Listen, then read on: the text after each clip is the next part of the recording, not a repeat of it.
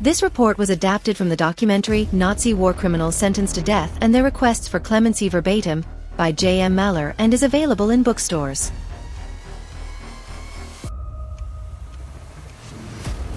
Alfred Jodl, Chief of the Wehrmacht Command Staff in the Wehrmacht High Command, or OKW for short. In the Nuremberg trial of the main war criminals, Jodl was sentenced to death by hanging. In addition to original recordings, this documentation was supplemented with computer-animated sequences. The Nuremberg trials against the main war criminals were the first of 13 Nuremberg trials after the end of the Second World War, and they are considered a milestone in the history of international law. It lasted from the 20th 11th 45 to the 1st 10th 46, and a total of 24 leading politicians, military and Nazi officials were indicted.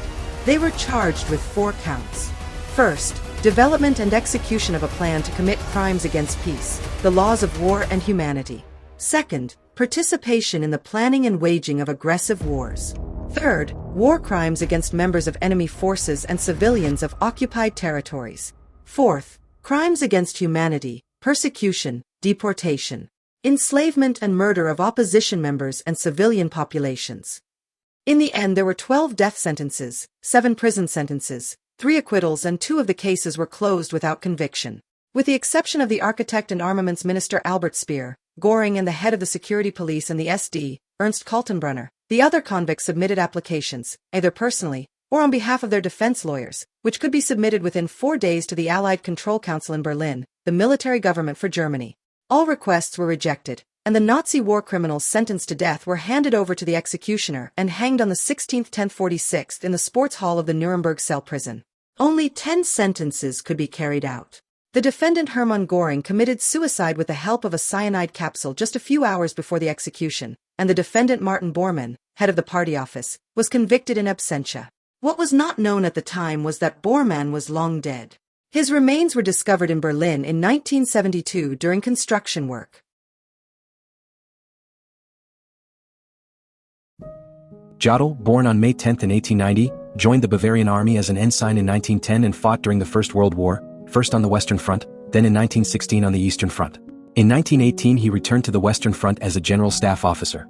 After the First World War, Jodl was accepted into the reduced army of the Reichswehr in 1919. After the seizure of power, he was promoted to lieutenant colonel and in 1935 to head of the National Defense Department in the Wehrmacht Command Office. At the beginning of 1938, the Wehrmacht leadership was reorganized, the High Command of the Wehrmacht OKW was founded and staffed with National Socialists loyal to the line. Jodl's department became part of the OKW. And while the Polish campaign was still planned by the Army High Command OKH, which was critical of a Western campaign, Hitler decided to have the Western campaign planned by Jodl and the OKW. After the victory over France, he was promoted to General of Artillery and became a close advisor to Hitler on military matters. And Joseph Goebbels also wrote in his diary on the 4th-12th. He is easy to work with because he is so reliable. Jodl was then involved in planning the campaign against the Soviet Union. The directive of the 18th-12th Verzug with the code name Case Barbarossa, which outlined the attack on the Soviet Union, came largely from him and his staff. However, during the summer offensive of 1942, Case Blau, the relationship between Hitler and Jodl deteriorated, as Jodl repeatedly criticized Hitler's decisions. He then planned to have Jodl replaced by General Paulus as soon as he had conquered Stalingrad. Despite these tensions, he received the Gold Party badge of the NSDAP on the 30th day of 1943. He was promoted to Colonel General exactly 1 year later. On the 28th 10th of 1944, Alfred Jodl then commanded Operation Nordlicht. The 20th Mountain Army was supposed to withdraw from the extreme northwest of Russia to northern Norway, and in order to deprive the advancing Russians and Norwegian partisans of any chance of survival there, all civilians were forcibly evacuated as part of Operation Northern Lights.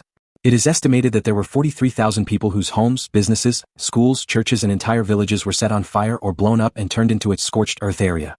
On the 6th day of 1945, Jodl was awarded the Knight's Cross of the Iron Cross by Grand Admiral Donitz. The very next day, Jodl signed the unconditional surrender in Reims. At trial he was found guilty on all 4 counts. In addition to his lawyer and his wife, Jodl also wrote a request. Nuremberg, 4th 10th, 1946.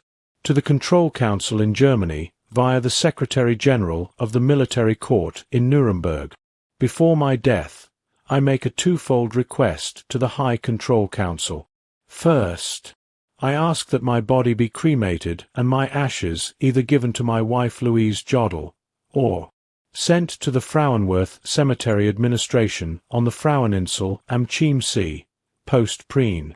On this island, in my homeland, I acquired a grave in which my first wife, who died in 1944, rests. I would also like to find my final resting place there. Apart from my wife and the cemetery administration, no one needs to know about it, and no inscription on the cross that is already there needs to announce it. Second, I ask that the private items I had in my cell, letters, calendars, latest records, photographs, fountain pens, books, wallet, wedding ring, etc. do not go out into the world as souvenirs, for which they are only a sensation, but are handed over to my wife, for whom they represent holy relics.